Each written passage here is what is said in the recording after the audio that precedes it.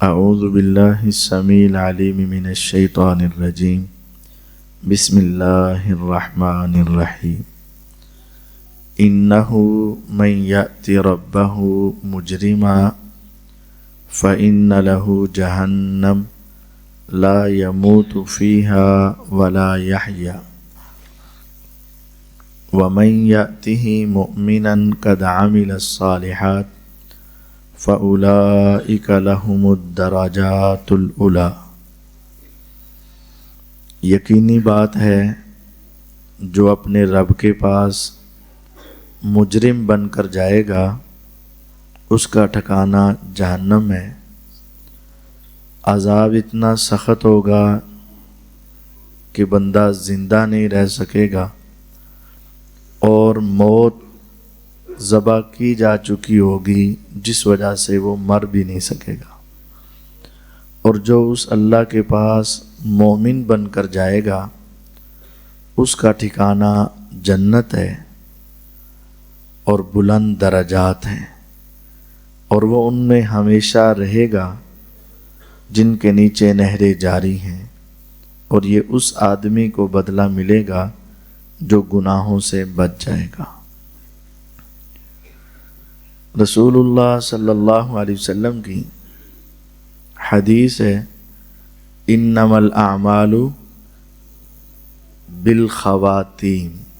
وہ روایت بھی درست ہے اور وہ واقعتاً بہت بڑی روایت ہے۔ انما الاعمال بالنیات، اعمال کا دار و مدار نیتوں پر ہے۔ بہت عظیم روایت ہے، لیکن ایک روایت یہ بھی ہے انما الاعمال بالخواتیم، اعمال کا دار و مدار خاتمے پر ہے۔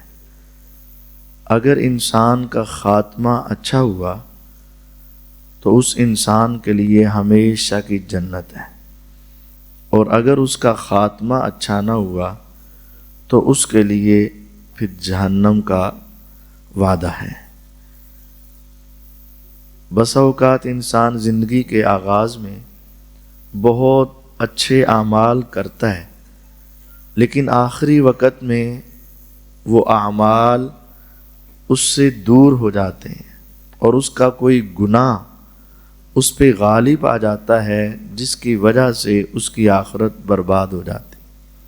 اور بسا اوقات انسان کی زندگی کا آغاز اچھا نہیں ہوتا، لیکن اس کا اختتام بہت اچھا ہو جاتا ہے اور وہ انسان کامیاب و کامران ہو جاتا ہے۔ اسی لیے حدیث میں منع کیا گیا ہے کسی آدمی کی نیکی، تقوی، طہارت، عبادت دیکھ کر تم اسے جنت کا سرٹیفکیٹ نہیں دو، کیونکہ تم نہیں جانتے کہ اس کی موت کیسے آئے گی۔ اور کسی کے گناہ دیکھ کر اسے جہنمی نہ کہو، تم نہیں جانتے کہ اس کا اختتام ہو سکتا ہے کہ اچھا ہو جائے۔ اب اللہ رب العزت کا حکم ہے یا ایھا الذین آمنوا اتقوا اللہ حق تقاتہ ولا تموتن الا وانتم مسلمون۔ اے ایمان والو، اللہ سے ڈرو جتنا ڈرنے کا حق ہے۔ تمہیں موت آئے تو تمہاری حالت مسلمان کی ہو۔ اب ہمیں نہیں علم کہ ہمیں موت کب آئے گی، اس لیے ہر وقت اپنے آپ کو اللہ تعالیٰ کی فرما برداری اور اس کی یاد میں لگائے رکھو۔ جس انسان کا خاتمہ اچھا ہوا وہ کامیاب و کامران ہے، اور جس کا خاتمہ برا ہوا وہ ناکام و نامراد ہے۔ خاتمہ اچھا ہونے کے لیے ایک ہے کہ ظاہری طور پر اچھا ہو، عبادت کر رہا ہے اور اس دنیا سے گیا ہے، اور دوسرا یہ ہے کہ جب اس دنیا سے گیا تھا اس وقت اس کا عقیدہ اور اس کے اعمال سنت کے مطابق تھے۔ یہ اچھے خاتمے کی علامت ہے۔ انسان جب جائے اس کے ذمے اللہ کا کوئی قرض نہ ہو، اس کا عقیدہ مشرکانہ نہ ہو، اس کے اعمال بدعت والے نہ ہوں، اس کے اعمال سنت کے مطابق ہو۔ اگر اس حالت میں موت آ گئی انسان کامیاب و کامران ہے۔ رسول اللہ صلی اللہ علیہ وسلم کے پاس ایک نوجوان لڑکا آتا تھا وہ یہودی، صحیح بخاری کی حدیث ہے، یہودی تھا، نوجوان تھا، لیکن اخلاق کا اچھا تھا، ماں باپ کی تربیت اچھی تھی، حضور کے پاس آ کر بیٹھتا، آپ کو دباتا، آپ کے کام کرتا، لیکن تھا یہودی، نماز نہیں پڑھتا، عبادت نہیں کرتا۔ چند روز آیا، خدمت کی، پھر نہیں آیا۔ آپ نے صحابہ سے کہا تم نے کسی نے ڈانٹا تو نہیں ہے، کسی نے اس کو بھگایا تو نہیں ہے، کسی نے کچھ کہا تو نہیں، اس کا پتہ کرو کیوں نہیں آ رہا۔ پتہ کیا گیا، بتایا گیا کہ موت و حیات کی کشمکش میں انتہائی بیمار ہے۔ آپ چند صحابہ کو لے کر اس کے گھر میں پہنچے۔ جب آپ اس کے گھر میں گئے تو اس وقت آپ نے اس کے گھر میں جا کر اس کی تیمارداری کی، اس کے پاس بیٹھے تو آپ نے تیمارداری کے بعد اپنا کام کیا اور اسے کہا یا غلام قل لا الہ الا اللہ، اے لڑکے لا الہ الا اللہ پڑھنا شروع کر دے۔ فنظر الی ابیہ نظرا، اس نے اپنے باپ کی طرف دیکھا، اگرچہ وہ یہودی تھا لیکن ماں باپ کا فرما بردار تھا، ماں باپ کا فرما بردار تھا، یہودی تھا لیکن اپنے والدین کا تابع دار تھا۔ اس نے اپنے باپ کی طرف دیکھا، اور باپ اگرچہ یہودی تھا لیکن وہ جانتا تھا محمد صلی اللہ علیہ وسلم جو کہہ رہے ہیں حق کہہ رہے ہیں۔ اس نے کہا اتے ابو القاسم، ابو القاسم کی بات مان لے۔ اس نے اپنی گردن موڑی، آپ کے چہرے کو دیکھا اور زبان سے کہا اشہد ان لا الہ الا اللہ واشہد ان محمد رسول اللہ۔ ادھر سے کلمہ ختم ہوا، ادھر سے زندگی کا اختتام ہوا۔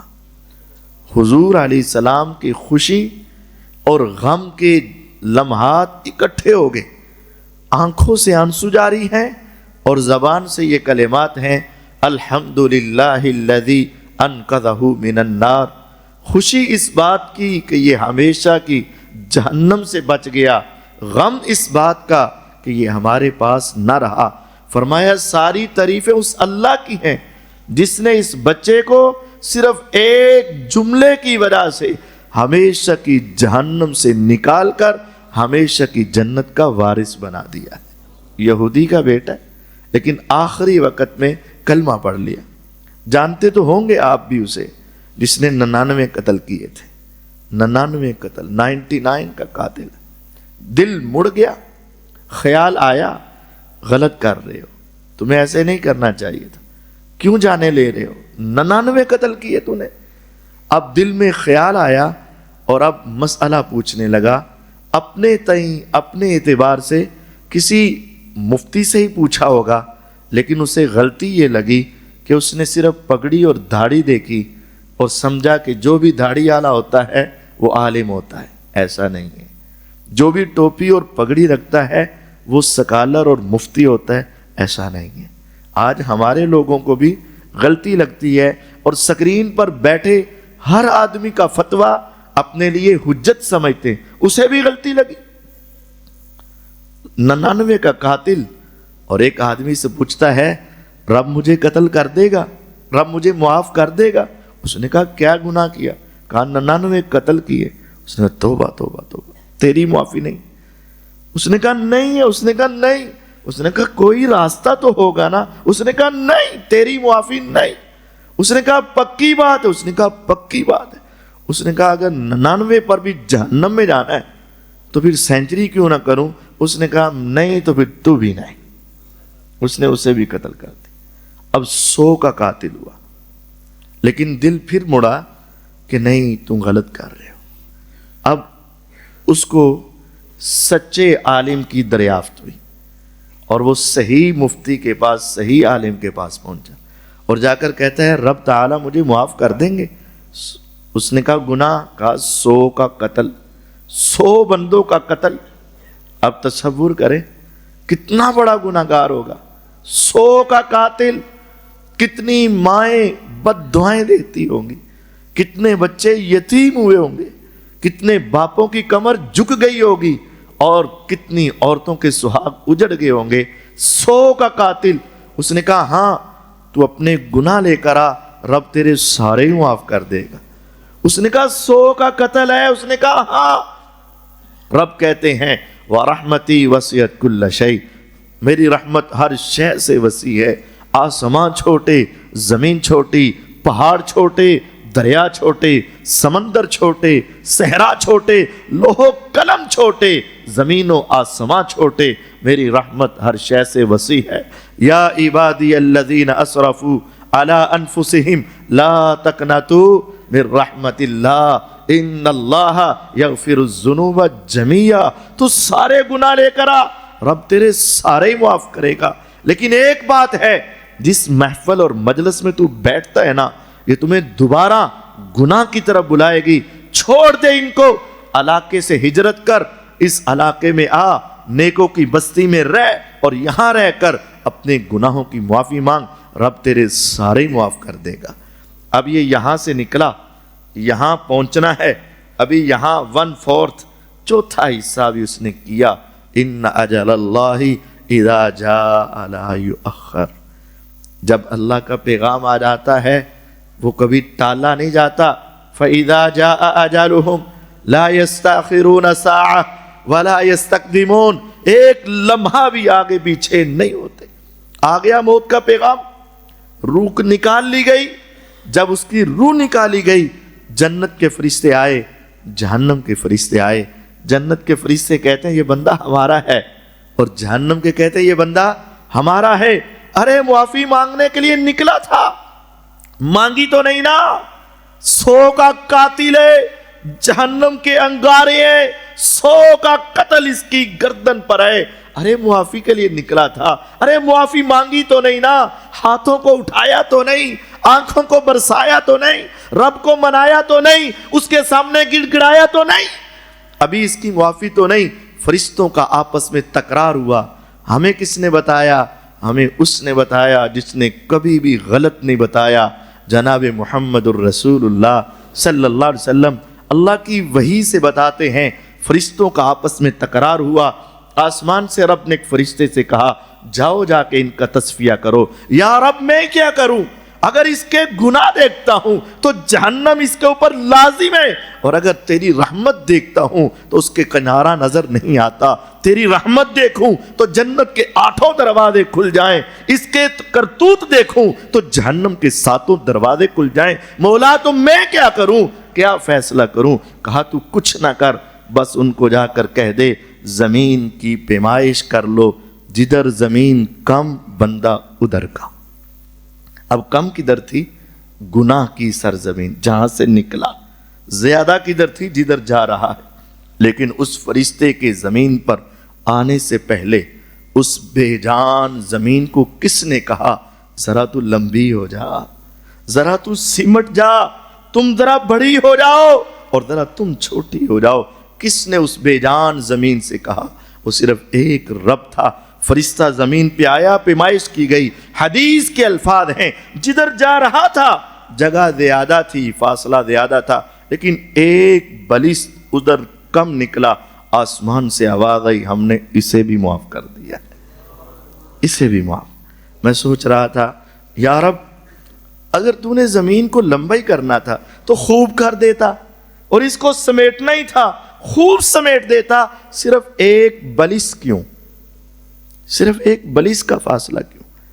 پھر میں نے حدیث کے الفاظ پر غور کیا۔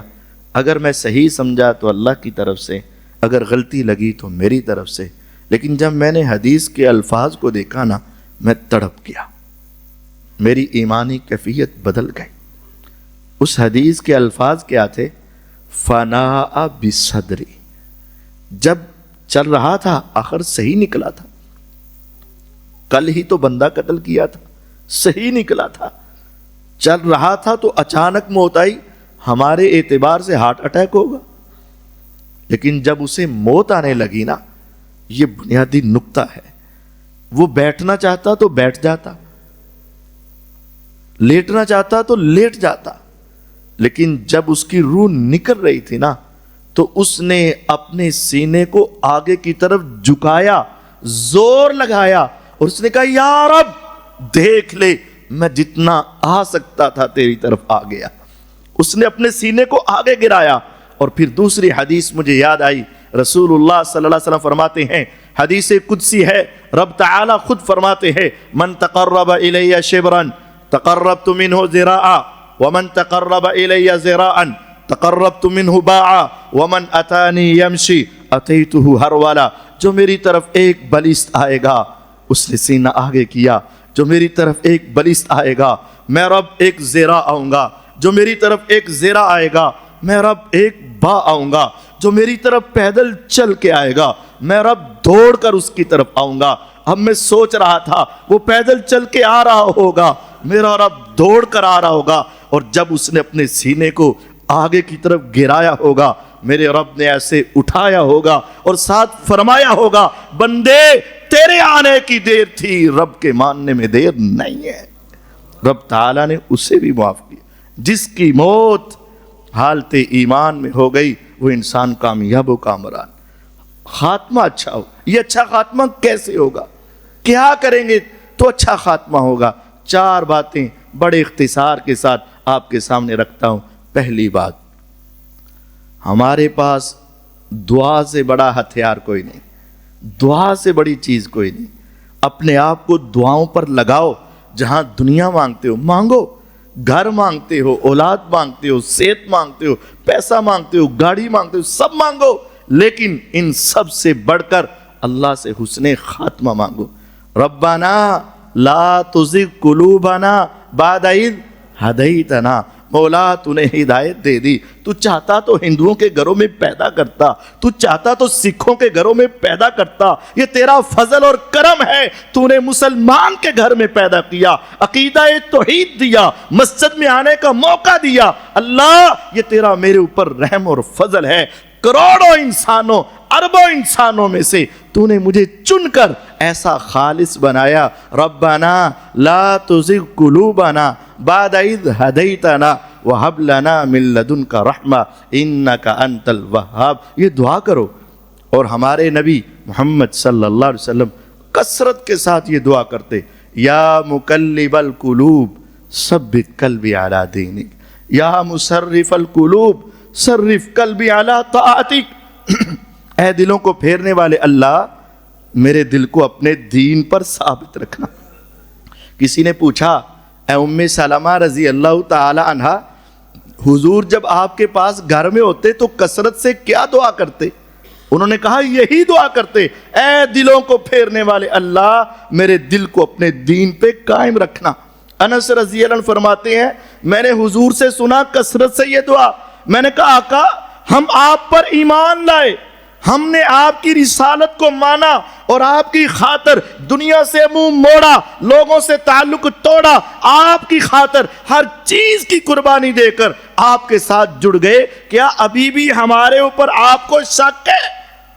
کیا آپ کو ہمارے اوپر کوئی خوف ہے، کوئی ڈر ہے؟ فرمایا ہاں، ان قلوب بنی آدم بین اصبعین من اصابع الرحمن یصرفها کیف یشاء۔ پوری انسانیت کے دل میرے رب کی 2 انگلیوں کے درمیان ہے، جدھر چاہتا ہے پھیر دیتا ہے۔ اے میرے صحابہ، زندگی کے آخری لمحے تک تمہارے لیے لازم ہے کہ یہ دعا مانگتے رہا کرو۔ اے دلوں کو پھیرنے والے اللہ، میرے دل کو اپنے دین پر پھیر دے۔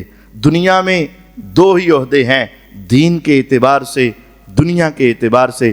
دین کے اعتبار سے نبوت سے بڑا عہدہ کوئی نہیں، اور دنیا کے اعتبار سے بادشاہت سے بڑا عہدہ کوئی نہیں۔ جب یہ دونوں عہدے جمع ہوئے سیدنا یوسف علیہ السلام کے اندر، تو انہوں نے کیا کہا؟ رب قد آتیتنی من الملک وعلمتنی من تأویل الاحادیث فاطر السماوات والارض انت ولیجی فی الدنیا والآخرہ توفنی مسلما والحقنی بالصالحین۔ مولا دعا کا انداز سیکھیں، دعا کا طریقہ نبیوں سے سیکھیں۔ ربی قد آتیتنی من الملک، مولا تو نے مجھے بادشاہت عطا کی، ملوکیت عطا کی، مجھے بادشاہ بنایا۔ اللہ کے احسانات کا تذکرہ، مولا تو نے بادشاہ بنایا۔ وعلمتنی من تعویل الاحادیث، مولا تو نے خوابوں کی تعبیر کا علم دیا۔ فاطر السماوات والارض، اللہ تو آسمان و زمین کا پیدا کرنے والا ہے۔ انت ولی فی الدنیا والآخرہ، دنیا آخرت میں تو ہی تو میرا مددگار ہے۔ پہلے اللہ کی تعریفیں، پھر مانگا کیا؟ توفنی مسلمن، مجھے موت آئے تو حالت نبوت سے بڑا ایمان والا کون ہو سکتا ہے؟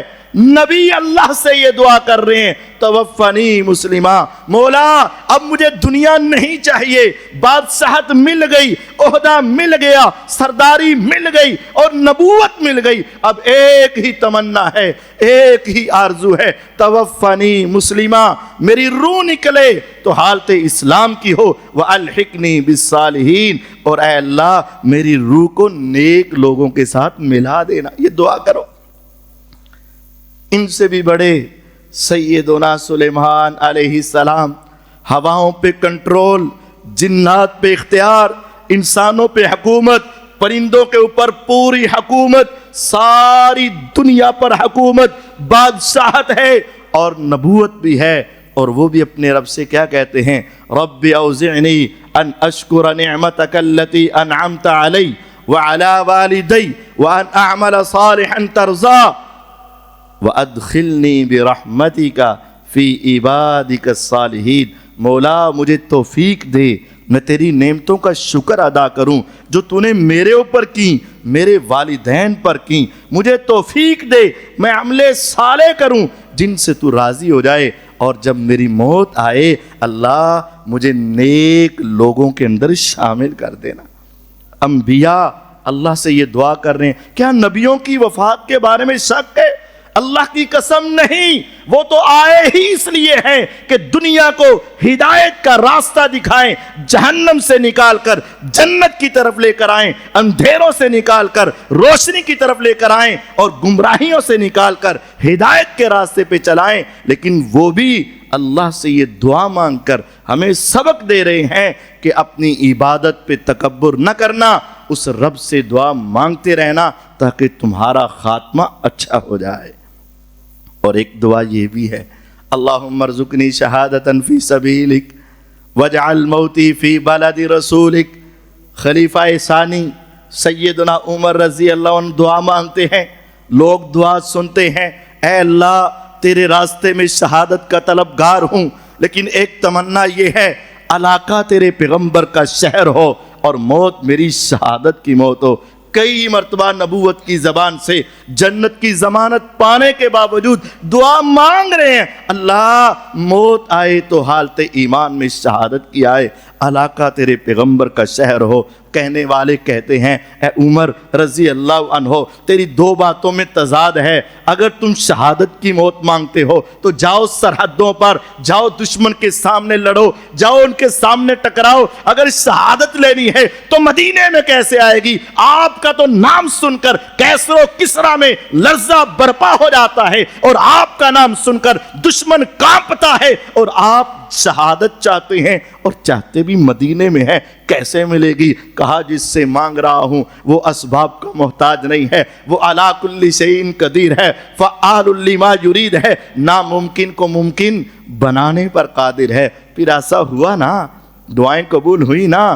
فجر کی نماز تھی، امام عمر تھے رضی اللہ عنہ، ابو لولو فیروز تھا، نماز کے درمیان میں ان کے پیٹ پہ وار کیا اور ان کے پیٹ کو چاک کیا، انتڑیوں کو کاٹ دیا، زمین پہ گر گئے، اور تھوڑی دیر کے بعد ان کی روح پرواز کر گئی۔ دعا سچی ہوئی۔ جب سچے دل سے دعا کرو گے اللہ تمہیں شہادت بھی دے گا، اور جو دعا کرو گے اللہ قبول فرمائے گا۔ آج بھی ہمارے نوجوان، ہمارے ساتھی میدانوں میں لڑ رہے ہیں۔ رات سے آپ کو علم ہوگا، ضرب ایک ہمارا غضب الحق آپریشن جاری ہو چکا ہے۔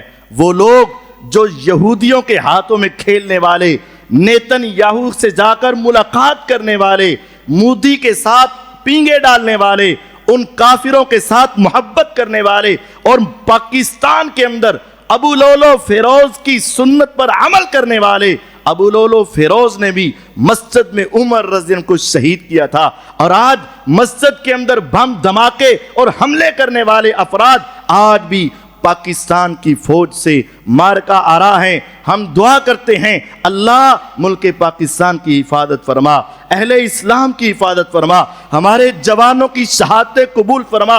رات کو تم آرام کی نیند سو رہے تھے، لیکن آخر وہ کسی ماں کے بیٹے تھے نا، کسی باپ کے لگتے جگر تھے نا، کسی بچے کے والد تھے نا، آخر کسی کے سہاگ تھے نا، جو رات کو ہماری شہادتیں ہوئیں۔ اے اللہ ہمارے جوانوں کی شہادتیں قبول فرما، ان کے حوصلے بلند فرما، ان کو آپس کے اندر اتفاق عطا فرما، اور جو اسلام اور پاکستان کے دشمن ہیں ان کی زندگیاں اجیرن بنا دے اور ان کو تباہ و برباد کر دے۔ تمہارا حق ہے کہ اپنے لیے، اپنے مسلمان بھائیوں کے لیے، اپنی افواج پاکستان کے لیے مخلص ہو کر دعا کرو، اللہ ان کی شہادتیں قبول فرما۔ ہم آج اللہ کی قسم اپنے گھروں میں تم آرام کی نیند سوتے ہو، اللہ کے فضل کے بعد ہماری ان فوج کا بھی بہت بڑا حصہ ہے جو اپنی جانوں پر کھیل کر تمہارے آرام اور سکون کا خیال رکھ رہے ہیں۔ اپنے لیے دعا کرو، ان کے لیے دعا کرو، اللہ سب کی حفاظت فرمائے، ملک پاکستان کی حفاظت فرمائے، اہل اسلام کی حفاظت فرمائے۔ میں عرض کر رہا تھا دعا مانگا کرو۔ دعا ایک ہے دعا کرنا اور ایک ہے دعا لینا۔ ہمارے ہاں نا دعا لینے کا رواج صرف یہ ہے دعا کرنا میرے واسطے، دعا کرنا میرے واسطے، ٹھیک ہے، لیکن ایک طریقہ یہ ہے دعا لیں، اور وہ کیسے؟ اچھا عمل کر کے، کسی کے ساتھ نیکی کر کے، کسی کا خیال رکھ کے، اس سے مطالبہ نہیں کریں۔ ایک ہوتا ہے مطالبے کی دعا، ہمارے ہاں یہ سوچ ہے 50 روپے بھی دیے اور ساتھ کہا میرے واسطے دعا کریں، یعنی پیسے کے عوض میں کیا مانگ رہا ہے؟ 100 روپیہ دیا میرے واسطے دعا کریں، مسجد میں 1000 روپیہ دیا اور قاری صاحب جمعے چ میرے واسطے، یعنی ہم پیسے دے کر دعا کا مطالبہ لازم کرتے نہیں۔ عمل ایسا کر کہ اس کے دل سے نکلے، عمل ایسا کر کہ بغیر مانگے نکلے۔ میں پڑھ رہا تھا ہمارے دوست عبد المالک مجاہد صاحب کی کتاب ہے، ایک مرتبہ ضرور پڑھنا، دعاؤں کی قبولیت کے سنہرے واقعات۔ یقین جانیے ایک مرتبہ پڑھنا تمہارا ایمان بہت تازہ ہوگا۔ دعاؤں کی قبولیت کے سنہرے واقعات نٹ سے مل جائے گی۔ ویسے بھی ریاض شہر میں رہتے ہیں عبد المالک مجاہد صاحب، اور انہوں نے اپنے علاقے کا بیان کیا واقعہ کہ ایک شخص مکہ میں ہے، اسے خواب آتا ہے، اور خواب کیا آتا ہے؟ فلاں شخص کو عمرہ کروا۔ خواب آیا، یہ اس کا نام ہے، یہ اس کا نمبر ہے۔ میری کیفیت تو یہ ہے کہ جیتے جاگتے کوئی نمبر سنائے تو ایک مرتبہ سننے سے مجھے تو یاد نہیں ہوتا، لیکن وہ خواب میں دیکھتا ہے یہ نام ہے، یہ نمبر ہے، اس کو عمرہ کروا۔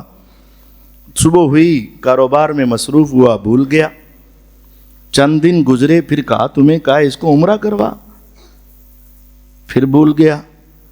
پھر چند دن گزرے، پھر وہی خواب، وہی بندہ، وہی کام، وہی نمبر، تمہیں کہا یہ نمبر، یہ فون نمبر، یہ بندہ، اس کو عمرہ کروا۔ اب تیسری مرتبہ ہم سمجھتے ہیں کہ یہ لاسٹ مرتبہ ہے۔ اس نے فجر کی نماز پڑھی، قاری صاحب سے ملا، کہتا ہے یہ 3 مرتبہ خواب آیا ہے۔ اس نے کہا تیرے پاس طاقت ہے؟ اس نے کہا سب کچھ ہے، کروا عمرہ۔ اس نے کہا ٹھیک ہے۔ اس نے صبح ہوئی، دن چڑھا، فون ملایا، فلاں صاحب، جی فلاں، میں تمہیں عمرہ کروانا چاہتا ہوں۔ خیال یہ تھا کہ وہ اس جملے کو سن کر بڑا خوش ہوگا، پتہ نہیں کتنی دیر سے وہ تڑپ رہا تھا کہ میں عمرہ کروں، میں تمہیں عمرہ کروانا چاہتا ہوں۔ اس نے کہا کہ آپ بھول گئے ہیں، لگتا ہے آپ کسی اور کو فون کرنا چاہتے تھے، میرا آپ سے کیا لینا دینا؟ اس نے کہا تیرا یہ نام ہے؟ اس نے کہا ہاں۔ تیرا یہ نمبر ہے؟ اس نے کہا ہاں۔ بس میں تمہیں عمرہ کروانا چاہتا ہوں۔ اس نے کہا پھر اگر کروانا چاہتا ہے تو میں ریاض شہر میں رہتا ہوں، 1000 کلومیٹر سے لمبا سفر ہے مکہ سے ریاض، تم آ جاؤ، مجھے یہاں سے لے جاؤ، آنے جانے کا خرچہ تیرا، تو میں کر لیتا ہوں عمرہ۔ اس نے کہا تو تیار ہو؟ میں آ رہا ہوں۔ اب سوچا ہوگا دل میں 3 مرتبہ خواب آیا، پتہ نہیں کتنا اللہ کا ولی ہوگا، کیا اس کی تڑپ اور جذبہ ہوگا۔ جب یہ مقررہ مقام تک پہنچا، اسے دیکھا تو یہ اس کو عمرہ کروانا ہے، جس کی ظاہری حالت کوئی دین درانہ نہیں تھی، لیکن چاروں ناچار اس سے چونکہ طے تھا، اس کو بٹھایا، احرام دیا، احرام بندھوایا، ساتھ لے کر چلا، مکے پہنچے۔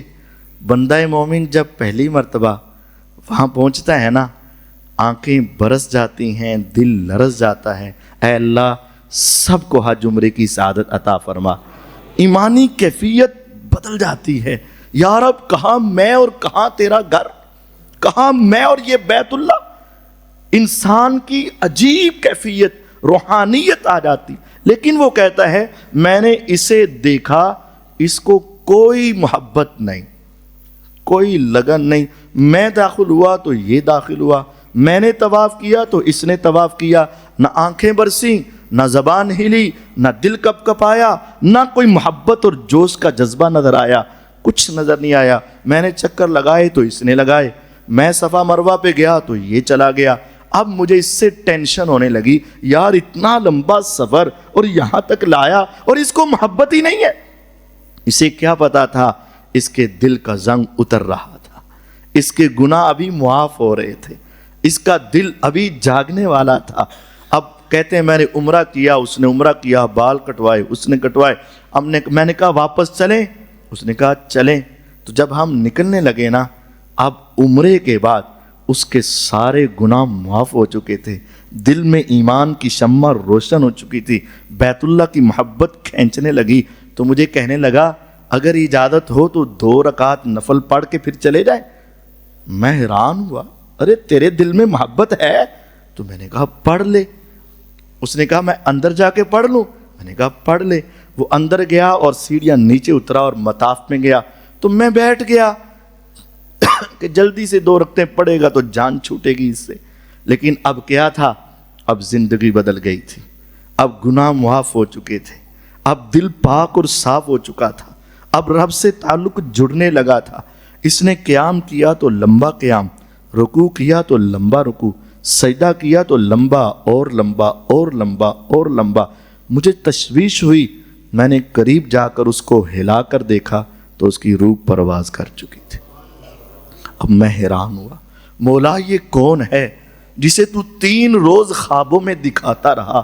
مولا تو نے کہاں سے اٹھایا، کہاں بلایا، کیسے اس کو گناہوں سے پاک کیا اور کیسے سر سجدے میں رکھا کر تو نے اپنے پاس بلایا۔ کوئی مرتا ہے تو ہسپتال کے بستر پر، کوئی مرتا ہے تو گھر میں، کسی کی زبان پہ گالیاں، کسی کی زبان پہ اول فول ہے، کسی کی زبان پہ قوالیاں، کسی کی زبان پہ گانے ہیں۔ تیرے پیغمبر نے کہا ہے جس حال میں مرو گے اسی حال میں اٹھو گے۔ مولا یہ کیسا ہے، جب یہ مرا ہے سر سجدے میں تو نے بلایا، اپنی زبان سے، اس کی زبان سے اپنی تعریف کے کلمات کہلوائے، گناہ سارے معاف کیے، گناہوں سے تو نے پاک کیا، سر سجدے میں رکھا کر اپنے پاس بلایا۔ اب مجھے اس پر ترس اور اس سے محبت آئی۔ لگتا ہے مولا یہ تیرا کوئی خاص بندہ تھا جو گناہوں میں ڈوبا ہوا تھا، تیری محبت اس پہ اتر آئی تھی، تو نے وہاں سے بلایا، یہاں پہنچایا، یہاں بلا کر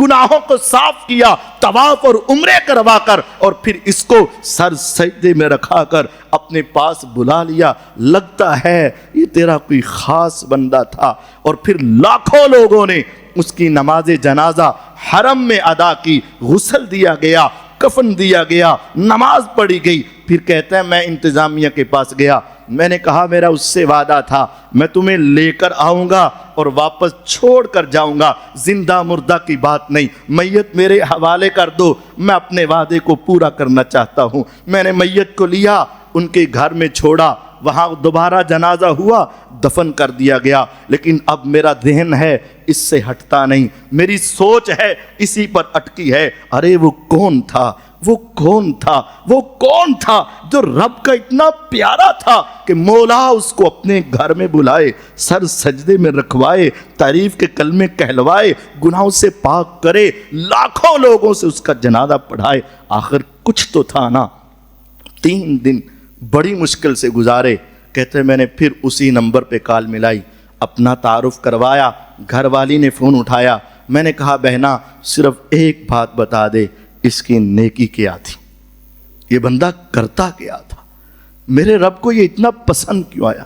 اس نے کہا سچ بتاؤں میرا خاوند نیک نہیں تھا، زیادہ نیک نہیں تھا، توحید و رسالت تھی، نماز تھی، لیکن زیادہ نیک ولی اللہ کوئی نہیں تھا، لیکن ایک نیکی تھی، آج سے 7 سال قبل 7 سال پہلے میری ہمسائی بیوہ ہوئی، بچے یتیم ہوئے، میرا خاوند زیادہ نہیں کماتا تھا، لیکن 7 سال کے عرصے میں وہ جب بھی شام کو واپس آیا اس کے دونوں ہاتھوں میں چیز ہوتی، کبھی بھی ایک ہاتھ کے اندر سامان نہیں لایا، دونوں ہاتھوں میں لے کر آتا، آ کر ہلکا سا دروازہ کھٹکھٹاتا، بچے انتظار میں ہوتے، عورت اس کی اڈیک میں ہوتی اور بچے لپکتے اور عورت آتی، یہ ایک شاپر ان کے دروازے سے لٹکا دیتا اور ایک شاپر اپنے ساتھ لے آتا، بچے آتے دروازہ کھولتے، عورت اس لفافے اور شاپر کو اتارتی اور زبان سے دعا دیتی، مولا تو جانتا ہے ہم اس کو کچھ بدلہ نہیں دے سکتے، لیکن اللہ جس طرح یہ ہماری دنیا سنوار رہا ہے تو اس کی آخرت سنوار دے۔ ان یتیم بچوں کی دعائیں، اس بیوہ کے کلمات نے مجھے یقین ہے کہ میرے خاوند کی آخرت کو سنوار دیا ہے۔ کبھی ایسی نیکی کیا کرنا، حل لک سر عند اللہ بینک انت و بین اللہ، کچھ نیکیاں ایسی بھی تو ہونا جو تیری اور تیرے رب کے ساتھ ہوں، دنیا کو دکھانے کے لیے نہیں۔ 7 سال کے عرصے میں اس نے دروازہ کھٹکھٹا کے ان کے ہاتھ میں نہیں، کہیں ان کی عزت مجروح نہ ہو، دروازے سے لٹکا دیا، بچوں نے اٹھا لیا، بیوہ نے اتار لیا، ان یتیم بچوں کے اندر سے اور بیوہ کے دل سے دعا نکلی، مولا تو اس کی آخرت کو سنوار دے۔ کبھی کبھی ہمارا بھی تو ایسا ہونا، ہم یتیم بچے کو اپنے ساتھ لیں، اے بیٹا تیری باتیں سننے والا اس دنیا میں نہیں ہے، تیری ڈیمانڈیں پوری کرنے والا آج اس دنیا میں نہیں ہے، تیرے معاملات کو دیکھنے والا آج تیرے سر پہ نہیں ہے، میں تیرا باپ، میں تیرا چچا، میں تیرا تایا، میں تیرا بھائی، تو میرے سینے سے لگ اور آ میرے ساتھ اس دکان پہ کھڑا ہو، جو لینا ہے لے لے، تیرے آج ہاتھ نہیں روکا جائے گا، تیری خواہشات کو پورا کیا جائے گا۔ کبھی کبھی بیواؤں کی بھی داد رسی کیا کر، کبھی کبھی یتیموں کا خیال رکھا کر، کبھی کبھی مسکینوں سے دعا لیا کر، اللہ کی قسم اس کی ایک دعا تیری آخرت کو خوبصورت بنا دے گی اور تیری دنیا کو کامیابی اور کامرانی والا بنا دے۔ دعائیں لیں، دعائیں لیں۔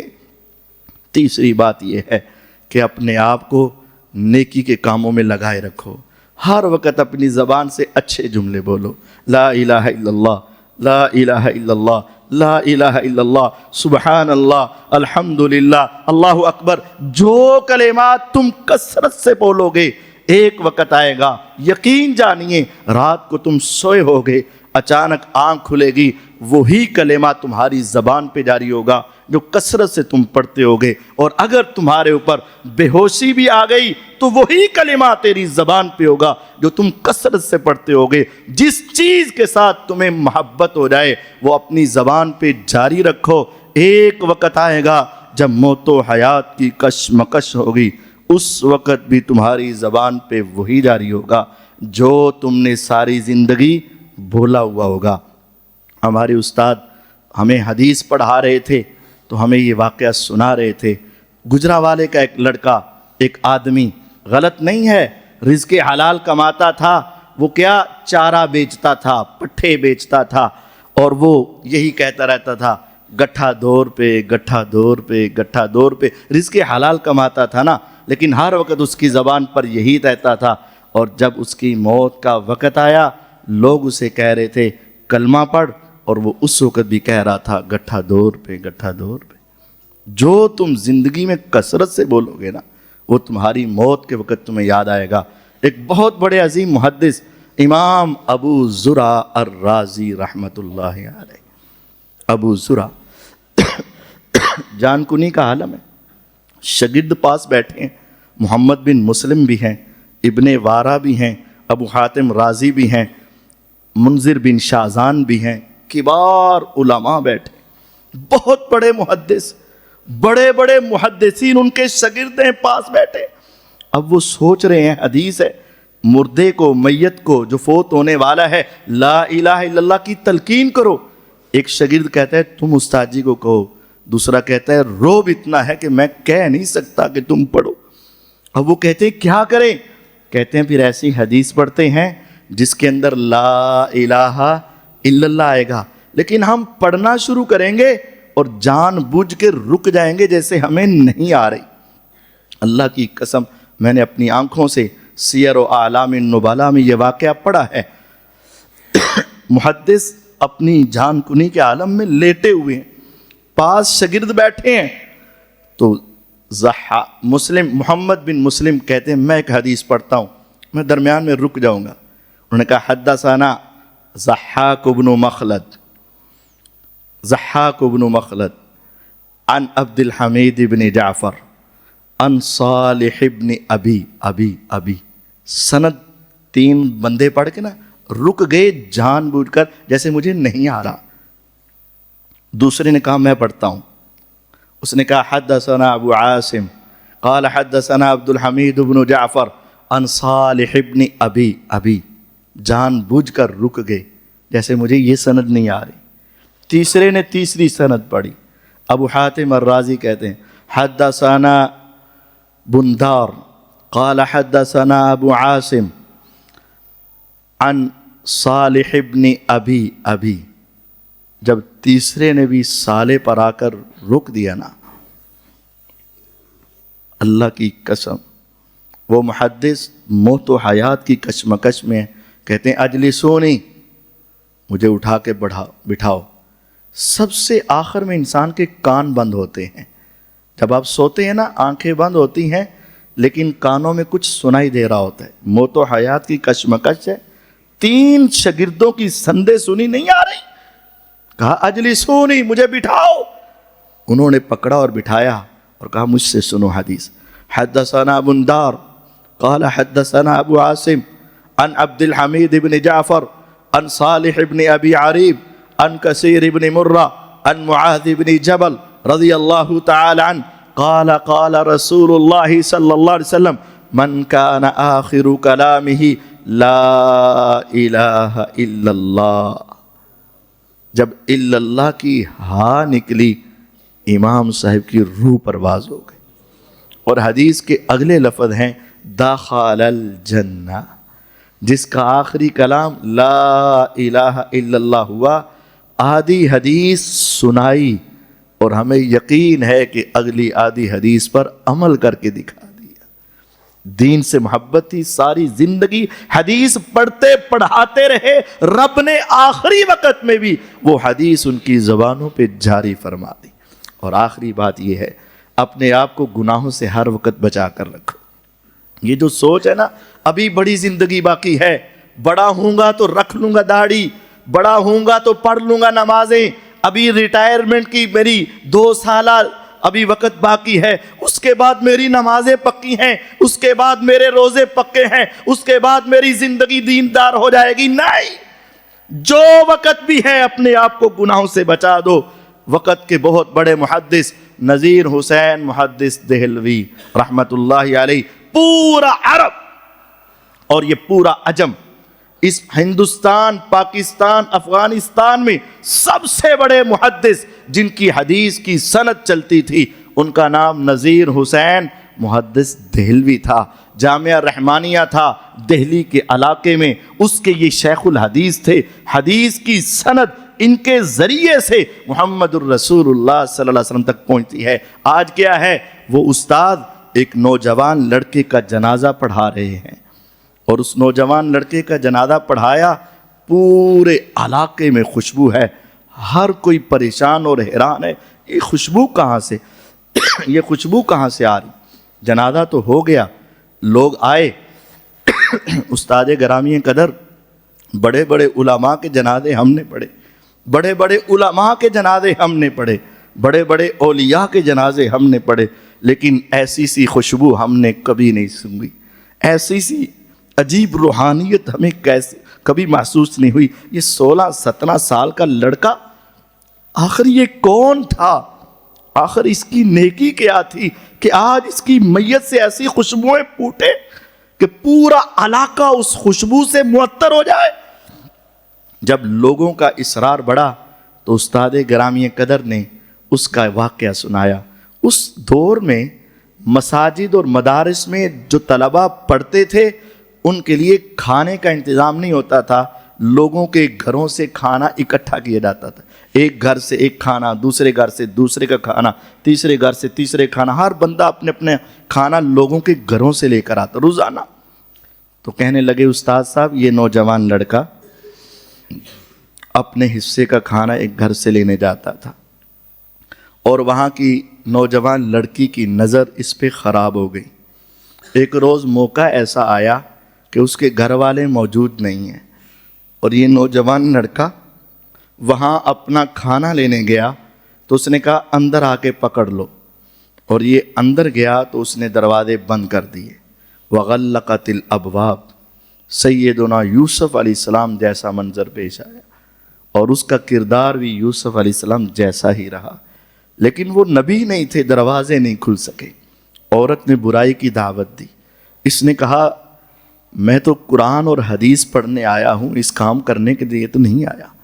اس نے غلط کاری کی دعوت دی۔ تصور کیجئے نوجوان 16 سے 17 سال کی عمر ہو، نوجوان عورت ہو، گھر میں اکیلے ہوں، برائی کی دعوت ہو، لیکن اس وقت وہ نوجوان کہے انی اخاف اللہ، مجھے اللہ سے ڈر آتا ہے، میں پیغمبر کی حدیث پڑھنے آیا ہوں، میں نبی کی سنت پڑھنے آیا ہوں، غلط کاری کے لیے نہیں آیا۔ عورت کا اصرار بڑھتا گیا، اس کا انکار بڑھتا گیا، لیکن عورت نہ مانی، دروازے نہ کھلے۔ پھر اس لڑکے نے کہا کہ مجھے قضائے حاجت کرنی ہے، واش روم جانا ہے۔ اس نے کہا شاید کام بن گیا، لیکن اسے نہیں علم تھا یہ اپنی عزت بچانے کے لیے کس حد تک چلا جائے گا۔ استاد گرامی بتاتے ہیں کہ یہ لڑکے نے مجھے خود واقعہ سنایا کہ وہ واش روم میں گیا، قضائے حاجت کی، اور اس بڑے گناہ سے بچنے کے لیے اس نے وہ غلاظت اپنے جسم اور کپڑوں پر مل لی اور اس کیفیت میں باہر نکلا۔ جب اس عورت نے یہ کیفیت دیکھی اس کے دل میں نفرت پیدا ہوئی، اس نے دروازہ کھولا اور نکال دیا۔ رات کا وقت ہو چکا تھا، سردی کا موسم تھا، پانی کی ٹھنڈک، اس نے اس وقت آ کر غسل کیا جس کی وجہ سے اسے نمونیا ہوا اور چند دن کے بعد یہ بیٹا فوت ہوا۔ رب نے کہا کہ اگر تو نے میرے خوف کی خاطر اپنے جسم پہ غلاظت لگائی ہے، رب تیرے جسم سے ایسی خوشبو نکالے گا کہ رہتی دنیا تک اس کو یاد کیا جائے گا۔ اپنے آپ کو گناہوں سے بچائیں۔ المختصر بات یہیں تک ہے، جس کی موت اچھی ہوئی کامیاب و کامران۔ اللہ سے دعائیں مانگیں، دعائیں لیں، اعمال ایسے کریں، اور ہر وقت اپنے آپ کو نیکی میں لگائیں اور گناہ سے بچائیں۔ اللہ تعالی ہمارا خاتمہ بھی ایمان والا کرے۔ وآخر دعوانا ان الحمد للہ رب العالمین۔